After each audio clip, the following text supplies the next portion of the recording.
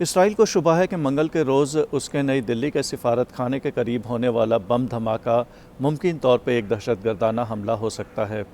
اسرائیلی حکام کو اس بات کے خدشات ہیں کہ موجودہ حالات میں اس طرح کے اور بھی حملے ہو سکتے ہیں، اور ایسے میں اسرائیل کے قومی سیکیورٹی کونسل نے ایک ٹریول ایڈوائزری جاری کی ہے جس میں اسرائیلی شہریوں کو احتیاط برتنے کو کہا گیا ہے۔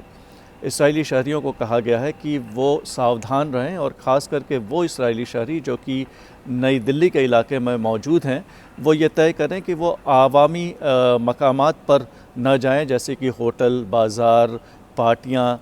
مالز، اس طرح کی جگہوں پر وہ جانے سے گریز کریں، اور اگر وہ وہاں جاتے بھی ہیں تو اسرائیلی علامتوں کا کھلے طور پر وہ نمائش نہ کریں جس سے اس بات کی شناخت ہو سکے کہ وہ اسرائیلی ہیں یا وہ یہودی ہیں۔ اس کے پہلے بھی اسرائیلی سفارت خانے اور اسرائیلی سفارتکاروں پر بھارت میں حملے ہو چکے ہیں۔ 2021 میں اسرائیلی سفارت خانے کے قریب ایک بہت بڑا بم دھماکہ ہوا تھا، اور 2012 میں ایک سفارتکار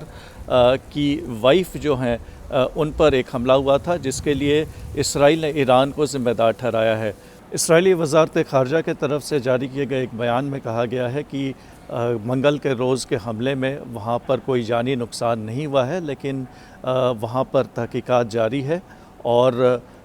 بھارتی حکام جو ہیں وہ اسرائیلی اداروں کے ساتھ پوری طرح سے کوآپریٹ کر رہے ہیں یہ پتہ کرنے کے لیے کہ ان حملوں کے پیچھے کون ہے۔ اسرائیل پچھلے 81 دنوں سے حماس کے خلاف جنگ لڑ رہا ہے غزہ میں، اور وہاں پر کافی ہلاکتیں ہوئی ہیں۔ کہا جا رہا ہے کہ وہاں پر 20,000 سے زیادہ ہلاکتیں جو ہوئی ہیں اس میں سے زیادہ تر لوگ